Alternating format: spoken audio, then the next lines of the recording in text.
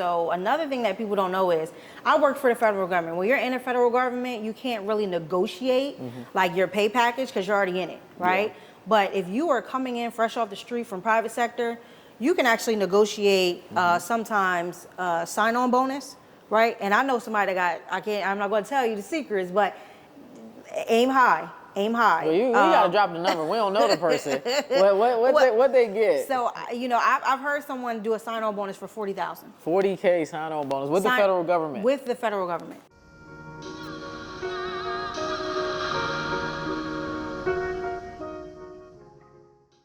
What's up, y'all? This episode of Day in My Tech Life is sponsored by The Gathering Spot. We're here at their DC location, and I have an amazing guest. Her name is Arielle Baine, and I knew her back when I was working for the Air Force. We actually roommated together, and she went from a GS-7 to a GS-15. She's now a chief in cybersecurity at CISA, so you don't want to miss this episode. Let's get into it. Welcome to another episode of A Day in My Tech Life. We have Arielle Baine. This is my old roommate, old co-worker from working with the United States Air Force. So we were civilians there. She is now the chief in cybersecurity at CISA, which is I don't want to mess up the acronym. All right, it's the Cybersecurity and Infrastructure Security Agency. Okay, cool. So, I want to go back to like where we started. Like we just gonna start there because we have come a long way over like the past 7-8 years. I feel like So I want to start like where are you from and how did you go from where you started to being the chief in cybersecurity? Like you're a GS-15 and how old are you? I'm 34. 34. Sometimes I forget, but yeah, 34. So 34 years old, GS-15 for the federal government, which is nuts. You said you have 10 years of tenure. So how did you even get into tech? Like, where are you from? All right, so I'm from Wilmington, Delaware. With a little space on the map. But so I went to a vocational high school, technical high school. So what that meant, it was Howard High School of Technology. And what that meant is, like, I went into school already getting trained up for a profession, right? So if I didn't want to go to college, I didn't have to. And when I was at Howard, I went through their CNAP program. It was called the Computer Network Administration Program. And so through that, we had to get certification. So it was like the A+ exams, that people still take to this day, but it's through CompTIA. And so it was a software one where you had to learn about the operating systems, and then it was one about hardware.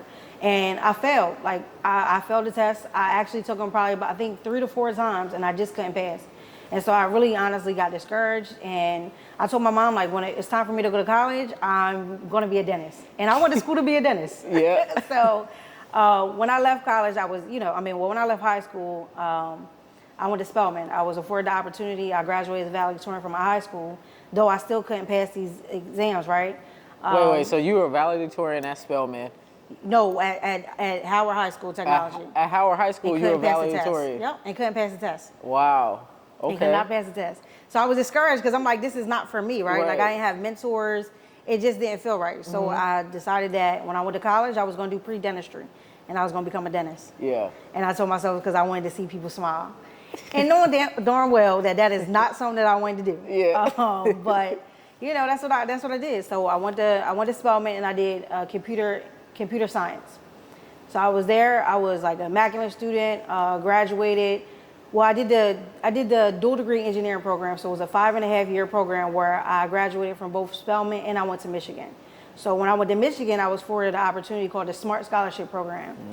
And from that scholarship, like, I was psyched because I was getting a stipend. I was getting like a $12,000 stipend a month, right? Like, and this is from the federal government. This was from the federal government. So it's called the SMART program. So you can look it up. You can join this program. A lot of people don't know about it, but it will pay for your schooling. And it's going to give you a stipend, and you're going to be good. So you can keep going. You keep going. So they got me an internship, though, too. Like, it was a smart scholarship program. You just had to keep your grades at a certain level. And you had to go in basically to a STEM program. But it was phenomenal. The only catch was that if I got this scholarship, that I had to work for the federal government as a service commitment. And how long, too?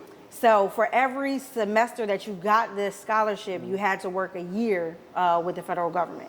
So I owed back, I think, 1.5 years because I got it for, actually, no, I think for every semester. It might have even been It might have just been like 6 months.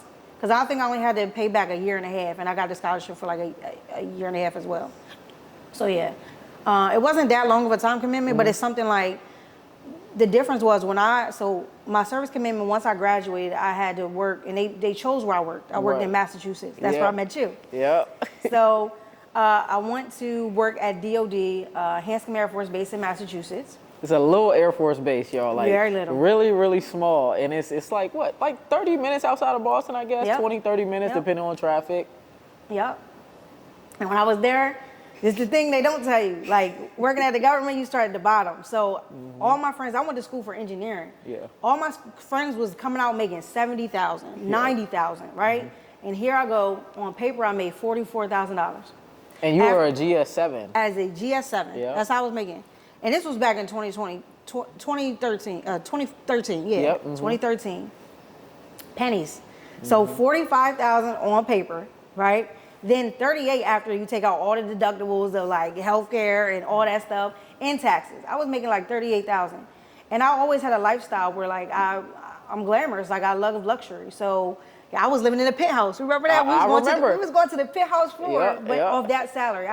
My mom was helping me. Yeah. I was honestly Look, struggling. I was paying rent too. Like, Right. so we met each other because I got the internship at Hanscom. Yep. So I got an internship through the Air Force Pathways program. Yep. So I don't really tell this story too much, but basically I got kicked out of NSBE. So when I got kicked out of NSBE, this was like the first day of the conference. It wasn't very deep into the conference at all. So got kicked out, whatever. And then they're like, yeah, you can't go to the career fair. So I'm like, dang, so if you can't go to the career fair, that's the only reason really why you at NSBE is to like party and go to the career fair and get a job. So they're like, yeah, you can't do that. You can't come to the career fair, like you're out of the organization. So I was like, all right, well, I'm gonna just go online and apply for jobs. Like, y'all can't stop me from applying for jobs. So I'm in the hotel room just applying for jobs, and I was on USA Jobs. I saw the Air Force Pathways. I had never heard of it. Applied to it, got the job.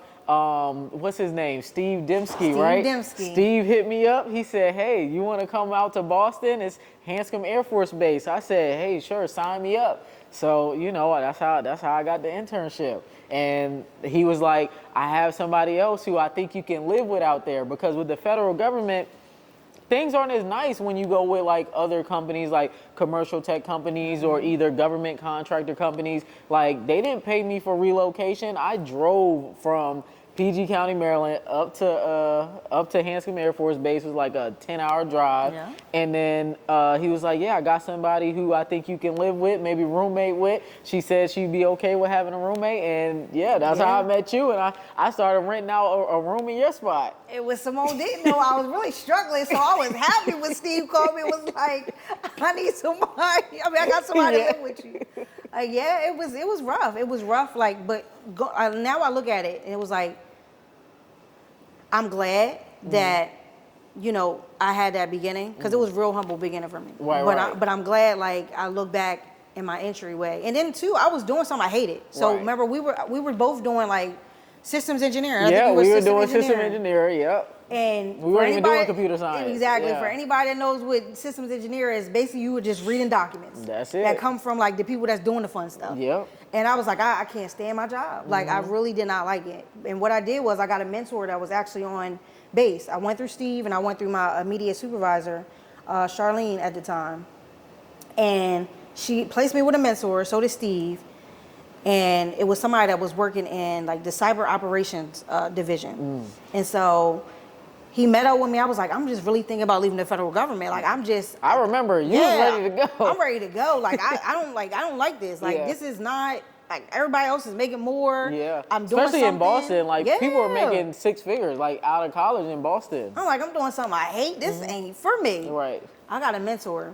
And again, he was in a cyber security division, cyber operations division. He was like, just give me your resume. I'm gonna see what I can do for you. He was telling me about his experience. He was like, well, these are the pros and cons to leaving the government. He was real with me. Gave him my resume. I didn't think nothing was gonna happen. I thought he would just wanted to look it over and, see what skills I had. A week later, he said, I got a job for you. Wow. That was my entryway into cybersecurity. That's crazy. I had no experience. Yeah. None whatsoever. Uh-huh. I went to school for like programming. Yeah. Basically, that's what computer science is. Yeah. I went to school for programming. And that mentor, he really just like stepped away from me. He stepped away from me. That's amazing. That's amazing. But like, that's the power of mentorship and networking. That's why like people, they always want mentors, but I always say it's best to get a mentor once you start working. Yeah. Because then you can easily find people who are at the company. You know, a lot of times they like for the people who have been at the company for years or the agency for years to have mentors. Yep. So if you go and you look for people, they can really help you out. They can give you opportunities. They can give you a lot of knowledge. So then that way you're not like just navigating on your own. So that's dope that they hooked you up with that. Yeah, like, and they train me. Like, I got on-the-job training for free. From them, I got my Security Plus exam. From them, like, they put me on a track to become non-competitively a GS-13 from that GS-7. Yeah. They put me on a track for success. I thought you were already on a track to. So the SMART program didn't even put you. No. The Oh, SMART man. program does not put you on a track. That's something you gotta, it's competitive. You gotta be ready for that. Oh, Yeah. wow. I didn't know that. So because you know, when I finished working with Hanscom, they had given me the offer for the PAC program. So if people look it up today, it's spelled PAQ.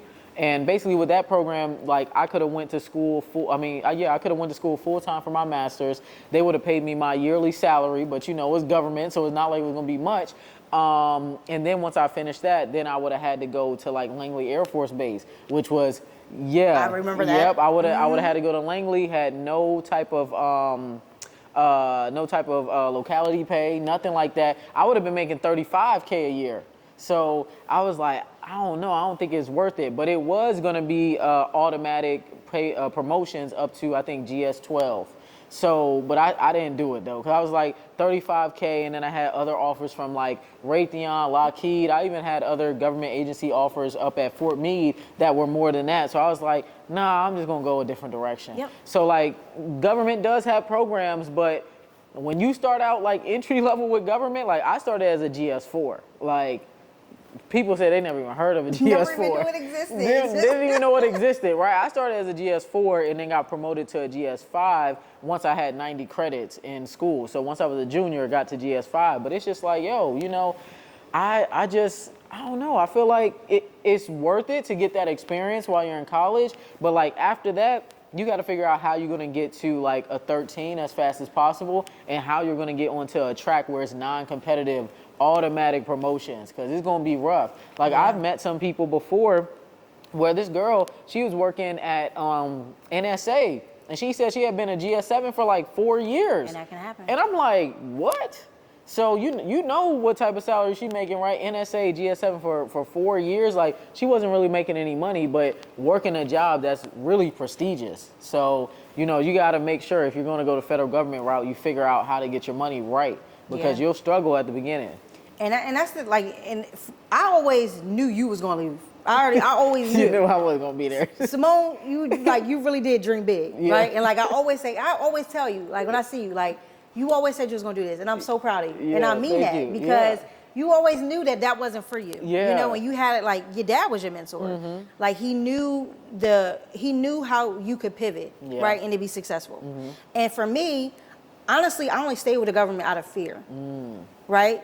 I stayed initially out of fear, but I think once the beauty for me in staying with the government, I feel like now, was that I went from not only did I just go from a GS-7 to a 15, but I have a lifestyle where I can really take leave whenever I want, right? You got it made with the leave. I got it made with the leave. Yeah. And I think another thing is I can go anywhere in the world, Yeah. right? There are federal government positions where everything that I have, all the tenure that I have, right? All that leave, all my benefits, they travel with me. Yep. So I've lived in the federal government space. I've worked in Massachusetts.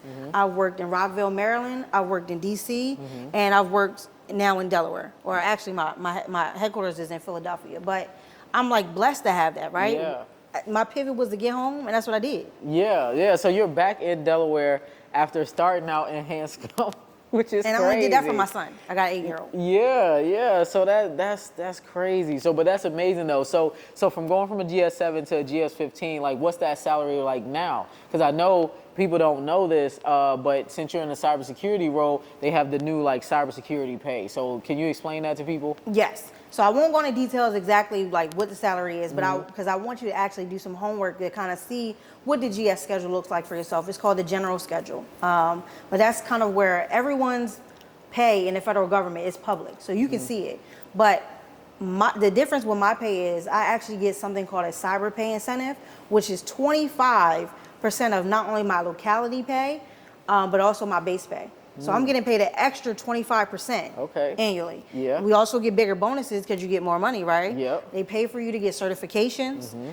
That money can be used to maintain your certifications. And it's, I mean, the government, you know, like they will pay for training. They will pay for any conference that you want as long as it aligns with your position. Right. So those are kind of some of the like on the job, I think, benefits, right? That now I can take those things, like everything that I got, even my master's degree. Like part of it was paid through, my job.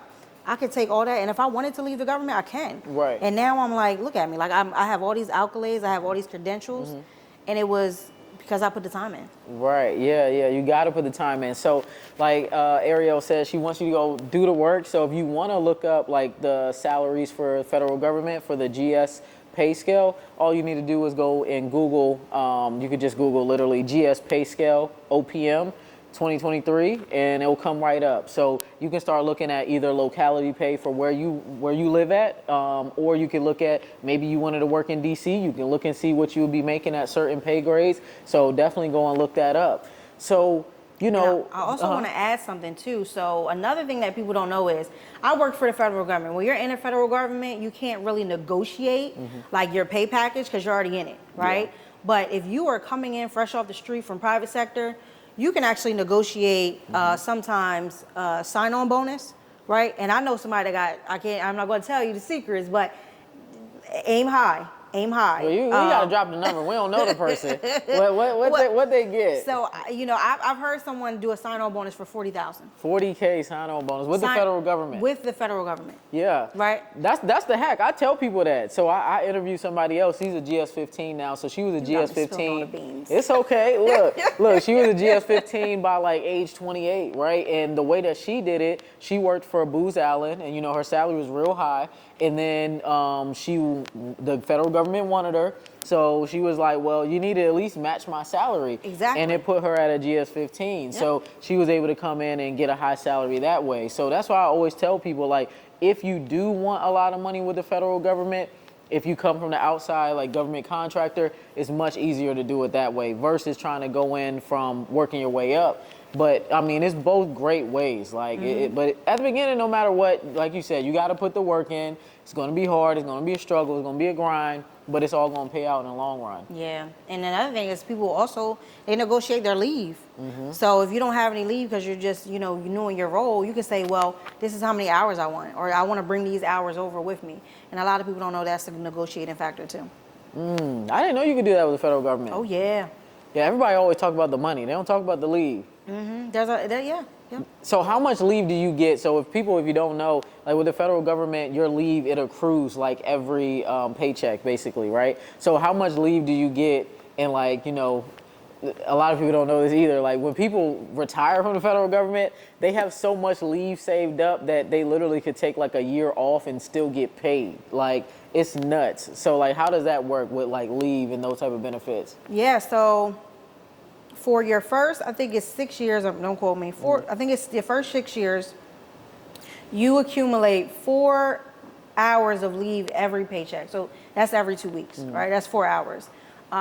You also get time off awards throughout the year. You get it at the performance appraisal at the end. And then after you hit that 6-year mark, then it goes up to 6 hours of leave every year or every paycheck. From that, when you do 15 years, then you get 8 hours of leave every single paycheck. 8 hours. Crazy. That's crazy. Yeah, so I got time right now that I'm like, I need to use it. Yeah. So you're at use it or lose it is what they call it. So if you don't use it, it completely goes away. And the difference is, one of the other things is, so our PTO time is not the same as our annual leave, right? Yeah. So we get additional. So on top of the 6 hours, I've been with the federal government for 10 years. I get 6 hours of annual leave every paycheck and 4 hours of sick leave every paycheck. Yeah. Yeah, so it all pretty much adds up. So the benefits are really good there. So I want to talk a little bit more about like what do you do in your day to day as the chief of cybersecurity, and like what certifications or what things did you do do you think helped you get to that point? Okay, so from a technical perspective, as the chief of cybersecurity, I basically oversee our cybersecurity advisory program. So I have a staff of right now 10 going up to 12 by the end of the year, cybersecurity advisors. And what they do is they go out into the field in their respective areas. I cover 5 states and also DC. But they go out and they help enhance cybersecurity and also cyber resilience of our critical infrastructure. So when you think of critical infrastructure, think of those things that are so important to our nation that if we didn't have them, we couldn't operate, right? That's our hospitals, that's our bridges, our transportation systems, our electricity systems, our water systems, all those things, they are a target every day. And it's not glamorous, right? So you don't even know some of the attacks that actually happen. Yeah. You just hear the MGM attacks, but you don't hear that people had to cancel surgeries because the hospital got hit with ransomware. And this stuff happens every day. I didn't know that. Yeah, so in my job, I oversee the program, and I basically just make sure that they're successful, that they have everything they need. And my team is all just FTEs or just federal employees. We don't have any contractors mixed in, but at our CSD or our cybersecurity division, which is at headquarters in Arlington, they have a lot of those positions. Right. Dang, so that's dope. So what's a typical day look like? Do you work at home? You go in the office? So I only go into the office 1 day a week. I go into Philadelphia. CISA got it made. CISA got it made. We just did another interview with somebody else too, and she I only go in 1 day a week. I only go 1 day a week.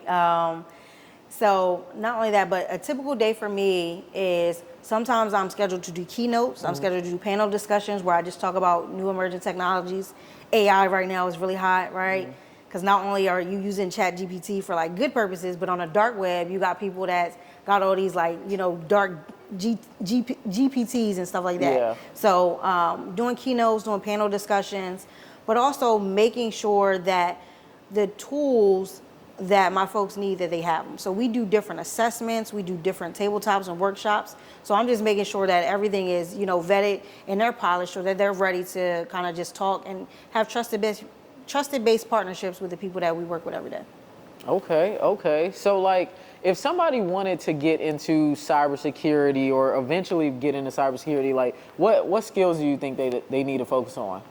So I look at it 2 flavors. I would say the first thing is certifications, right, are golden. I think you can even get into cybersecurity without any formal education, with a certification.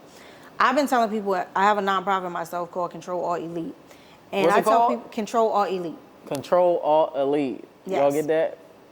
Control Alt Delete. Control Alt Elite. Yeah, Control Alt Elite. All right. I was just trying to see if they got it. Yeah. Well, basically, what I tell people to do is, it could be, I told you I failed all my exams. So it could be very intimidating to have to go into a center and have a proctor exam. Yeah. I've been telling people to take the certified in cybersecurity through ICS Squared. Yep. Right, it's a free certification. It's not reputable in the field, right, but it'll give you that experience that you need, so that when you do have to pay for a $400 exam, such as Security Plus, you're ready, right? Your nerves is you don't got the nerves no more. You know what you're doing. Because Security Plus not how it used to be. I keep telling people I've recently realized that there's no retakes anymore. It used to be you get a retake when you purchase it. If you purchase through a certain partner or something like that, you get a free retake. You want a retake now with the Security Plus, it's $750. So you just that's a lot of money. Yeah, you gotta pay for it all over again. It didn't used to be like that. So you can't play around. You gotta really be ready to pass it. Exactly. Yeah. So I tell people to always start with just now, because it's free, and I think ICS Squared is doing it for 1 million people, and I think there's still a lot left. But I tell people do that first. And then I think the easiest exam that you could take, where it's very reputable, is a Security Plus exam. Right? They're moving on to this new version in November. If you look at past history, it ain't gonna change much. Yeah. So it's probably gonna add elements like AI, maybe more on mobile, maybe more on cloud, right? Those emerging things, but it's not going to change that much. Yeah, and then also you could take the Security Plus 601 until July 31st, 2024. So if I was you, I would focus on the old test because there's a lot of information out about it. There's a lot of guides out. I mean, you know, there's a lot of stuff out there for it. So you can take the old test and you're completely fine, right? You can still renew with the old test. You can still get jobs with the old test. Like my Security Plus is Security Plus 401. I just renew it every 3 years. That's it. So. Exactly. And that's the good thing. You don't have to take it over again. You just got to make sure that you do your continuous education points. Yep. Yeah, that's it. Yeah. So you think Security Plus, and then with the Security Plus, you know, what other certification you think people should get or just skills they should be focusing on? So I definitely would say the Security Plus is probably like, I think it's the most reputable entryway into it, right? It's not the only way. There are some people who are looking at like the CompTIA cyber analyst, you know, certifications or doing the audit exams. I say if you don't have to, like, one thing about me is I felt like I did things the hard way. I got probably like 5, 6 certifications. I stopped counting. But you don't need all that to necessarily be successful. Nobody's looking at that. So I tell people to just do Security Plus, right? But there are other things that you could do. If you do need more structure and you want to have, you know, a college degree, go get a 4-year degree. Go get an associate's degree. It's still an entryway. I think a lot of our partners now, when they come to me and they're saying they're having issues with recruiting, I tell them to go look at your posting. You're aiming too high. You're telling people that they need to have these networking skills. They need to have 6 years of experience. It's like you want them to have all these things, but let's look. Like the landscape of cybersecurity continues to evolve.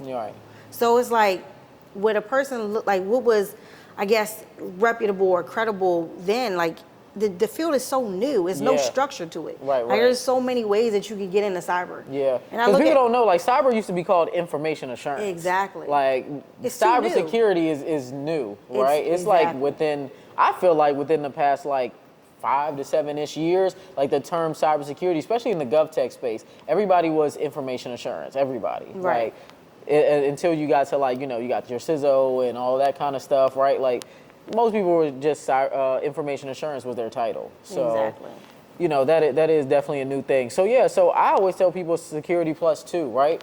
It might not get you your first like cybersecurity job, but it gets you your foot in the door in the GovTech industry, right? And like we're specifically talking about GovTech because in regular tech, Security Plus might not get you anything, right? But like GovTech, it will get you a job, which is a very secure industry to be in. You can get a government clearance. You can have a layoff-proof job where, you know, you're pretty set, pretty stable, especially where we're headed now with like, you know, the recession and things with the economy. Shutdowns. You know, you really want to be in something that's stable, right? So yeah, Security Plus is great. So we talked about the technical skills that you need. What about like soft skills or transferable skills that other people might have that want to get into this industry? So I think one of the things is you got to be a lifelong learner.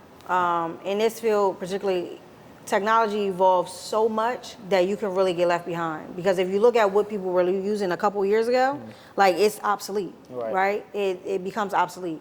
Like people don't use, you know, mainframes anymore. They don't use necessarily, now they're like looking at IoT and things like that. So it's like, you got to stay up with the times or you don't become as marketable or profitable, you know, in your field. So I would definitely say that you have to be a lifelong learner. And I also think like big picture wise, you got to really manifest it. And when I say that, it's like you got to visualize yourself being in a cybersecurity position because it's not a lot of people that look like us still, right? The numbers are climbing, but it's not a lot of people. Low. You don't have a lot of mentors. So you got to visualize success and what that looks like for you because it's hard to be successful like when you don't have mentors or you don't see people in high places and be like, I want to be like them. You know, and so I would say like also manifesting it, like doing exercises to where like you're saying, you visualize like, well, I want to be a computer program. Close your eyes and really be like, do I really want to sit here 8 hours a day and really key and like just be an individual contributor and work by myself? You might not want that for yourself. So it's like you got to really manifest where you want to go and what kind of things in cybersecurity you can pivot into. Now, as far as transferable skills, it's so many. It doesn't matter what industry you are. Like if you use technology, there are skills that you can use. If you are a hospital care provider, them machines that you use every day, day in and out, you bring something unique because I can tell you how to secure it, right, in general. But if you work with that equipment every single day, you know things about those machines that I don't know. Right. You know how to turn them on, right? You know the output of it, like what it's supposed to be, like, you know, anomalies and all that type of stuff. I can't tell you that. That's a transferable skill, and that makes you specialized, right? They need that. I think in another field, like if you look at construction work, right? Now, cranes and all types of like drilling machines, all that stuff is IoT, Internet of Things. Yeah. If you know how to operate that stuff, if you move into an IT for a construction, you know, industry partner, you are more marketable. You know things that the next person don't know. Right. So I just say, like, we use technology every single day, and there are so many different skills that are transferable that you don't even think about. I tell people, you know, in the nonprofit, go out and do job analysis. Look at keywords. If you say you want to be let's just say a cyber exercise planner or coordinator, go out and look to see what keywords are in common from every single job. When you do that, get those skills, right? If it's telling you to read an 8-sheet document, I can't tell you the acronym is, but if it's telling you to read a document and all that is like included, do it. Because that means everybody is looking for that job. So that's what I say do job analysis, do like a skill gap analysis to figure out where you want to go. Yeah. No, I recommend the same thing to people. Like whenever you're making your resume, go look at 5 different job postings and see what are the common keywords they're asking for. Because you don't know what should be on your resume if you haven't looked at, you know, what they're asking for, right? And the only way you're going to make it nowadays, because everybody's using AI, everybody has a, you know, ATS system, they're matching those keywords. So if you don't got enough of them, your resume is not even going to get looked at by the computer system, right? Obviously, it scans through the AI, but it's like, that's it. Like if they don't see any keywords, boom, like automatic rejection. And some people don't even hear anything back. Yep, and you bring up a good point. Like especially when you're applying for like federal government position, keywords are very important. But also like there's these eligibility questions. Make sure that you are very specific on how you answer them. Yeah. Right? Like because you won't even get to your resume won't even get to a hiring manager if you answer those questions wrong. And I've had really like candidates high performers that I wish would have joined my team, but they weren't able to make the cert, is what we call it, the certification list. That's because they didn't fill out the eligibility questions. They didn't fill them out, or they didn't answer them well enough, correctly. Right? Yeah. Exactly. So let's talk about that, because I saw you post recently on LinkedIn that you were hiring for some positions at CISA, right? So like when people are going through the application process, what are some tips that you can give them for like getting through the application process to get a job with an agency like CISA? I say be specific, right? Those keywords, going back to that, you got to have it in there. If the job that I'm looking to hire, closes on Friday, but the job that I'm looking to hire though is a law enforcement liaison. They're working with the FBI, U.S. Secret Service, and a whole bunch of federal partners to help in incident response. Have those words in there, right? Yeah. Like even if you like don't work in the field right now, those transferable skills. A really good tool that uses AI that I like, they have a free version and they also have a commercial version. It's called TEAL. Yep. TEAL. It will put those keywords in your resume for you. Yeah. It will do a matching and it will tell you how likely, you know, you are to basically even get picked up by a hiring manager. Yep. I say use it, right? Use ChatGPT. There's prompts out there that tell you could say, act as a professional cybersecurity resume writer, right? I apply for this job. I want to apply for this job. Here's my current resume, and it will use all of your, you know, past experience. It will put in the keywords that matter, and now you have a resume that has everything that you need. Right. I say use AI. I do too. Like that's what I teach people in my program. I literally give them the exact prompts that they need. I tell them, hey, paste this prompt in there, paste your resume, then go find a job posting and paste that in there too. Right. And ChatGPT will give you your new resume. Yes. And you could use ChatGPT for your LinkedIn as well. And it's free. Like there's literally no reason not to use it, right? Yep, exactly. So what about when it comes to answering those questionnaire questions?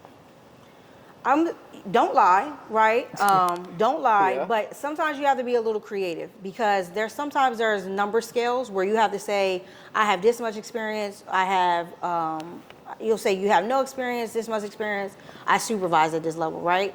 You gotta make sure if you've had any, you know, experience supervising, that little bit of experience that you had, you gotta make sure that you own that. Because if you put that you don't have any experience at all, those are the type of questions that will knock you, automatically disqualify you. Yeah. And I would also say when I look at a resume, I'm looking to make sure, I'm not looking at what college you went to. Right. I'm not looking at your GPA because I graduated with 2.5 when I went to Michigan. Okay. I'm not looking at that, right? Like, and that's real. Yeah. I'm looking to see if you're polished, making sure that you really are hungry and you want this job.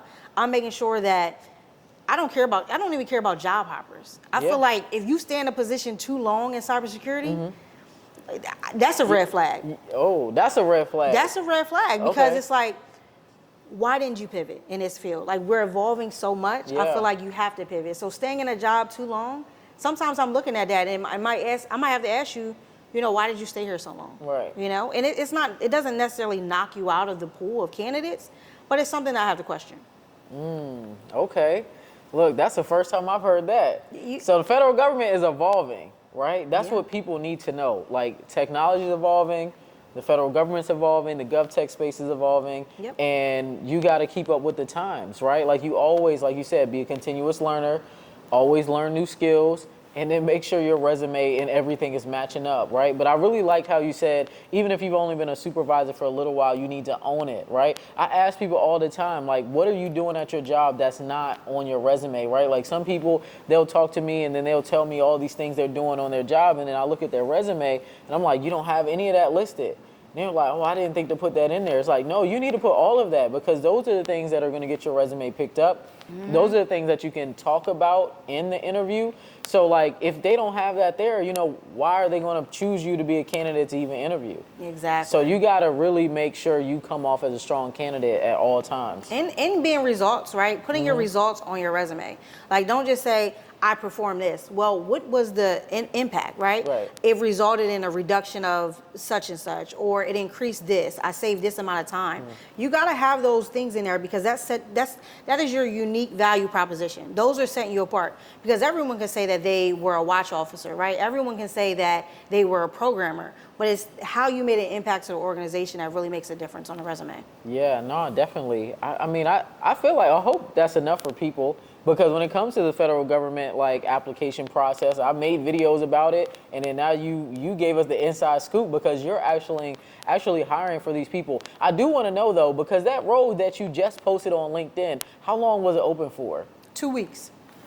2 weeks. It'll be open for 2 weeks. Okay, look, people try to tell me on social media, I knew I wasn't tripping because when I got the job with Hanscom, that role was only open for maybe 2-3 weeks. And people were like, no, if you apply for jobs with the federal government that are only open for a short amount of time, that means they already have somebody in mind. And I'm like, I know that's not true because that's how I got my job.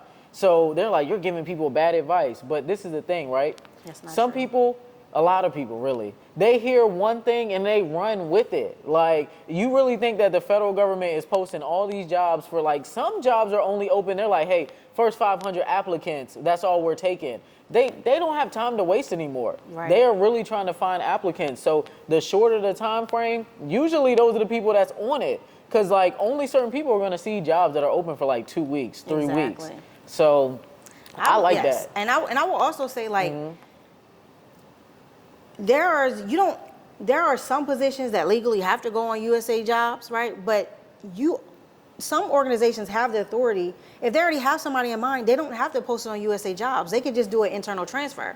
So it's like, I advocate and I tell people all the time, if it's on USA Jobs, don't be discouraged, right? Because you might be the best applicant.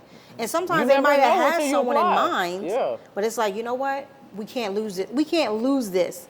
And so you never know how it's going to go. Yeah, you just can't put yourself out of the competition before you even put your hat in, right? Like, you haven't even applied and you're already counting yourself out. I don't like when people do that. But yeah, what were you about to say? Well, I was going to say that, but that's how I got my 15, right? That's how you got your 15? So because I was not afraid and I didn't listen to what people told me.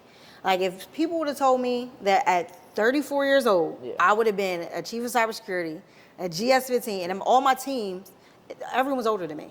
I have a team of 10, and I'm the youngest. Wow. Right? If someone would have told me I'd have been here today, I wouldn't have believed it. And so what I did was, I didn't listen to people when they told me, like, oh no, you won't get that, or no, they'll look at your age, they'll look at your race, they'll look at you being your authentic self. I go in the office wearing weaves like this. Yeah. I am myself. I wear my tight dresses that I like, right? They're professional, but I like my curves. But one time I had a ponytail that was all the way down to my knees, and I wore it proudly. Yeah. And so like, showing up as my authentic self, people told me I wouldn't be where I was. Yeah. And look at me. No, you never changed, ever. I was always like this. Right. I think I always was. You always was like Yeah. this. Because like I said, when I lived with you, that was in 2013. Yeah, yep. It was like 2012, 2013, something like that. It was 2 summers, wasn't it? Or I guess 2013 into 2014. Yep. Yep, that's how it was. So yeah, you have to show up and be your authentic self. And people ask that all the time about like tech. They're like, can I have locks? Can I have tattoos? Can I do this? They don't care. Right, and if they do care, it's just not the job for you. Right. That's exactly. how I feel. Like it's too many. They say, especially cybersecurity, they say the unemployment rate is 0. Right? There are so many positions that they can't hire for. Yeah. And that's why I tell people, like, even if there's a job posting and you're not qualified, if you have some skills or you know you can do that job, I still encourage you to apply for it. Because I've had a lot of talk to recruiters, and I've been telling them, you are aiming too high. This is a brand new kind of industry, right? It's not like a CPA. You know, this is the test, this is the education I need to become a CPA, this is the certification test that I need to take. It's not like that in cyber. There are so many different avenues. You could take a boot camp class, you could do the formal education, you can just do some self-study, you can set up your own web server, you can do capture the flags, you can get networking experience to get in this, right? Yeah. And so I look at it as there's so many different avenues to get into it. Right. It's like, don't allow yourself to think that only has to be one way.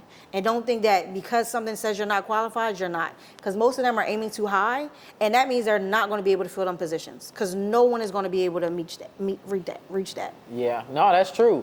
I always tell people, if you make half of the basic qualifications, apply. Especially in cyber. Yeah. I mean, I think in tech in general.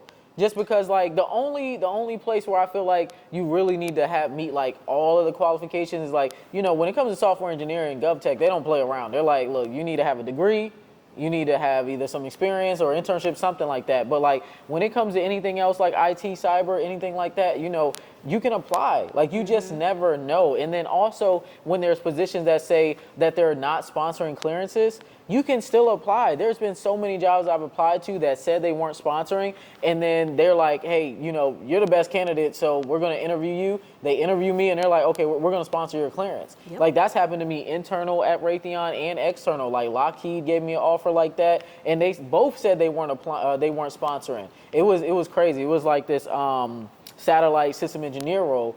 And they're both, you know, you already know how it is in the government space. Like, it was both Lockheed and Raytheon both working on the same program, and it was the same position, and both of them said they wasn't going to sponsor, and they did. And I just applied anyway. Like, for me, it's a numbers game. If I look at it like basketball, if I'm not putting up shots, I'm not putting my application out as many as possible, you're not going to get a job. Like, that's how you win. If you aren't trying, you aren't putting up shots, you aren't applying, how are you going to get the job? Exactly. How are you going to excel in your career?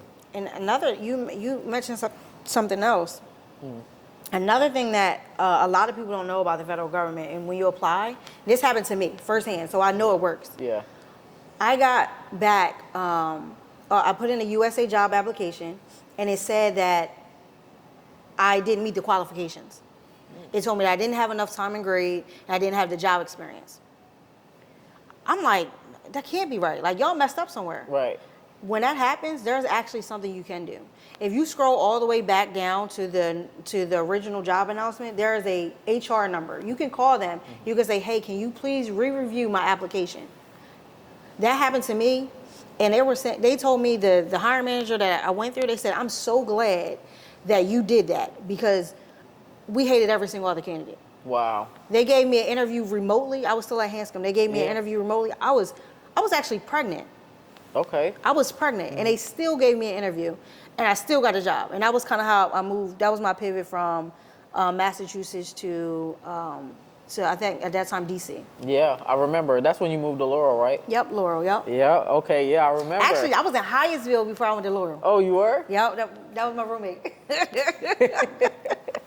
Oh, dang. Well, So yeah. that's crazy. So I didn't know that. Like, I always knew that the phone number is there. I tell people, like, if you're confused about anything in the job application process on USA Jobs, call them. Send them an email. Their information is there to actually be used. Yes. Like, federal government doesn't just put stuff just because. Like, if they didn't want you reaching out to them, trust me, they wouldn't put the number there. Exactly.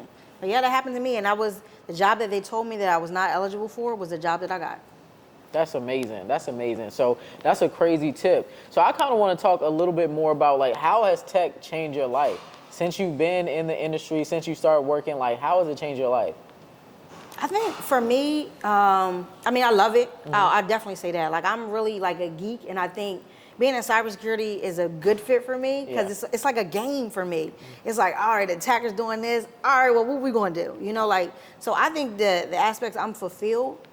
I feel connected to the mission. Like, I know every day I'm making an impact. Yeah. Like, I know when that hospital don't go down, right? Or when you still got drinking water. I'm like, I did that. So it's like, for me, it's a lot of like personal fulfillment in that. I think another thing that has allowed me to do is financially, you know, I love luxury. Like, I travel a lot. It's afforded me that opportunity. It's afforded me the opportunity for my son to see things with me, right? Taking him along with me. And I'm a single parent, so it's like it's only my income. I bought a house, right? This is your second house This now. is my second house now, and I sold my first house. I got a nice little lump sum change, but that was because of my field, right? That was because I did the right things with my money.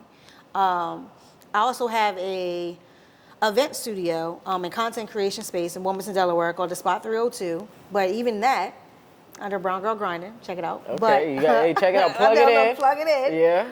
But even under that, like, I've been able to financially support myself and my dreams because of my career. And I think it's single-handedly what it's been. I don't think if I went into another career, even if I wanted dentistry, I don't think I would have been fulfilled. And because of that, like, I don't even think I wouldn't even work that hard, right? So financially, it wouldn't even make sense for me. That's amazing. That's amazing. Yeah, I think tech is life-changing.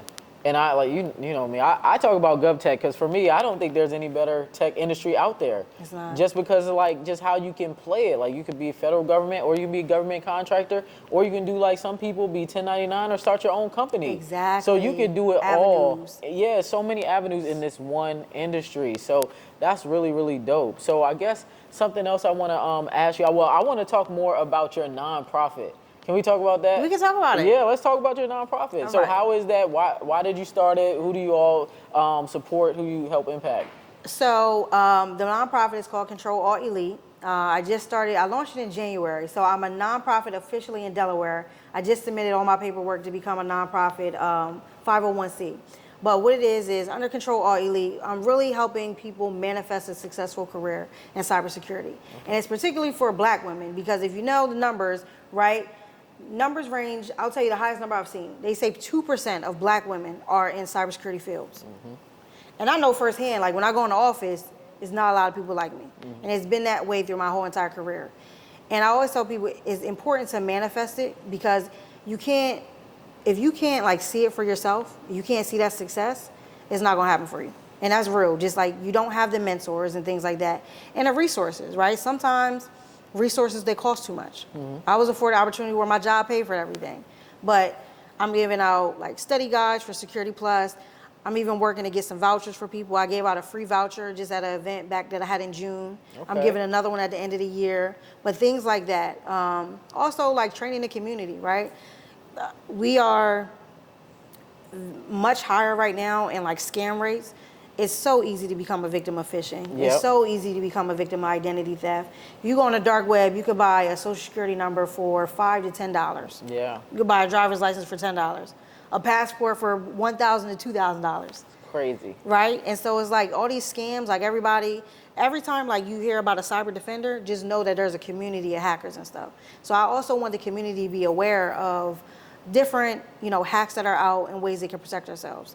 And I do that with small businesses. So the folks that are coming through my program, they actually will be working with small businesses to enhance their cybersecurity at a low cost, because no one can afford it. Right. Dang, that's amazing. That's amazing. So I'm interested to see where your program goes. And me too. Yeah. Because it's very immature, but I'm working on formalizing a lot of things, and I really feel like once this 501c hits, it's like up from there.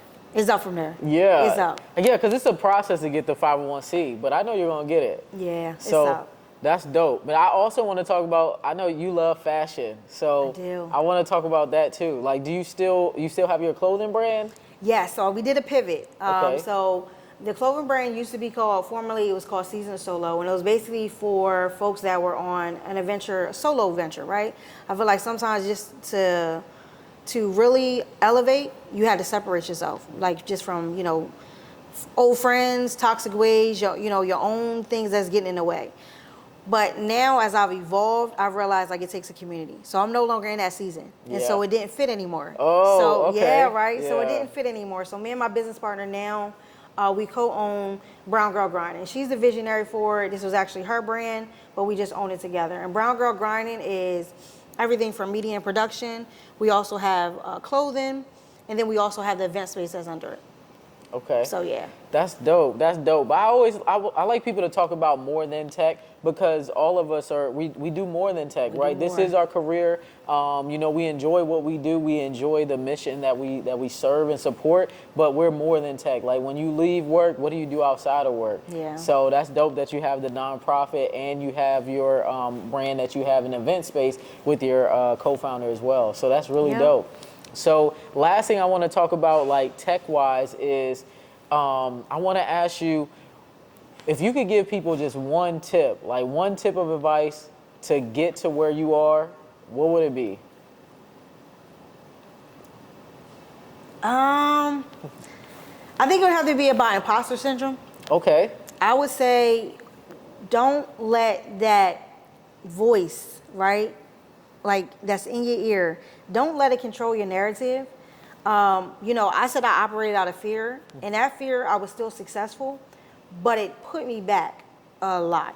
I honestly could have been way further in my career if I didn't let that voice saying, you can't do it, right? You don't belong here because you wear these long weaves. You wear these, clothing. You are a single mom, right? I go into spaces where I am the only woman, black, that's unmarried. It will be a whole bunch of white men that are all married. And it's like, I used to look at myself like, why am I here? Right? And everyone deals with that at some point in time in their career. Have you dealt with that? Not really. Oh, well, that's good. No, that's awesome. I'm gonna be honest, and the only reason why is just because, like, I've always known, like, I'm not always gonna fit in. So it's like, that's good. It is. Yeah, it is what it is, So. And I felt like going to Spelman, right? I think Spelman actually was a setup. And then also... Yeah, because, like, you're surrounded by everybody that looks like you. Right. Yeah. And also, the high school that I went to was predominantly black. It was the only black high school that was afforded to black people years ago. So it's like I always been around black people. So going to University of Michigan and then going into, like, a space where you went to Boston. Right. Like, Boston was nuts. Yeah, and it's cold, the it's culture racist. wasn't exactly. It's just different out there. Exactly. So like I never really felt like just comfortable. Like, you know what I mean? And I always just felt like I'm not supposed to be here. And I let that voice get to me for a long time. And so I just tell people, like, just own it. Like, own whatever, like, you are, any type of like imposter syndrome that you might be dealing with. If you feel like you lack in some area, own it. Because when you own it, then you can find the resources to help you through it. Yeah. For me, it was mentorship. It was going to networking events. It was just talking to people that's in positions that I want to be in. And it didn't have to just be like from my network. I just created a tribe. That's real. That's real. So, like, when it comes to imposter syndrome, what I always like to say is, like, if you weren't meant to be there, you wouldn't be in the room. Yeah. If you weren't meant to be there, they wouldn't have given you the job offer. They wouldn't have given you the opportunity. So you just got to really try to combat what's going on in your head and be like, look, I'm supposed to be here. That's why I'm already here, right? Right. Now, I will say, though, I will say, I'll be real. I've been in a space where I was called an angry black woman, right? Yeah. And it's sad because it seems so cliche. Yeah. But I was called an angry black woman. Yeah, and let's talk about that, because that's something that I've been bringing up, is like being black in corporate. It is something that, like, it's a whole different ball game. And the thing that I've noticed is, if they know that they can push your buttons, they're going to do it because they're going to try to get rid of you. So what I did, and that's why I say it's important to know when a space, if a person can't appreciate you and what you bring to the table, you got to know it no longer serves you and you got to leave. Yep. And that's one thing I can say, like when I got to DC, when I felt uncomfortable, that's when I knew like, I can't operate like this. Like I was diminishing my own value staying there. I'm like, I'm shell. Like I became a shell, like to where I'd be in meetings, group meetings, and I'm not saying nothing. I'm like this That is don't too even much. sound like you. Okay. So that's what I'm saying. Like, Yeah. you know, you also have to know, like, when you feel like, you know, you're marginalized, especially being black, if you feel like well, I just say being a minority in general. I'm going to say minorities. If you feel like you're marginalized, like you deal with tokenization, right? You deal with discrimination, any of the isms that you might deal with, if a place doesn't deserve you, just know you can take your skills somewhere else. Always. Always. Always. There's so many opportunities out here. Yeah. So don't let them, you know, either be racist towards you, discriminate against you, or make you feel like you're little, like you don't belong there. Because Right. one thing I know for sure is you can always go to HR. Yes. So you can always go to HR. It's going to Especially- straighten everything up. Especially the federal government. Yes, it's going to straighten Yes. everything up real quick. Trust Yes. me. So if you need to, don't ever be scared to go to HR because everything has to be like anonymous, right? So they legally they can't go and say like, oh, somebody said this. So don't be afraid to talk to HR. I believe in that 100%. I believe in it too. Yeah. So is there anything else you want to say before we wrap up? No, this was amazing. You enjoyed it? This was amazing. I couldn't ask for anything else. Okay, good. I'm glad you appreciate enjoyed it. I'm glad that It's- you came out here. Yeah, like this is just real. Like just to see how our lives have flourished. It's Yeah, crazy. look, people don't understand the grind that you put in when you first start out in the federal government. Like, it's crazy. Like It is. You know you're in a great space, but like the money, it doesn't translate at the beginning. So it's like you really have to have a long-term vision with your career when you're working with the federal government. But even like in tech in general, like you're not going to start out making six figures. Like that's rare. You know, you're going to start usually from the bottom or close to the bottom. 60, and you got to, 70, yeah, 80, 60, yeah. 70, 80, like, and you got to grind your way up. Right.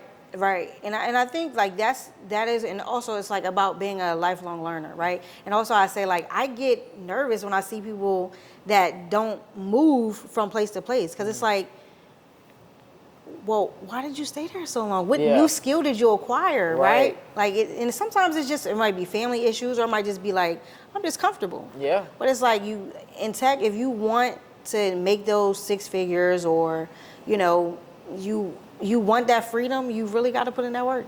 Yeah, that's true. That's true. So this was a great interview. I'm so glad that you came out here. Where can the Yes. people find you at? Do you want them to follow you on LinkedIn because you're posting jobs on there? Or do you want them to follow you on Instagram? Like, shout out all your stuff and your nonprofit too. All right, so let me see. Yeah. I'm gonna run it down. All right, so a couple places you can find me if you want to keep in touch. On LinkedIn, I'm Arielle Baine, and you had a spelling in the link, right? Yeah. All right, so Arielle Baine. You can also find me on Instagram.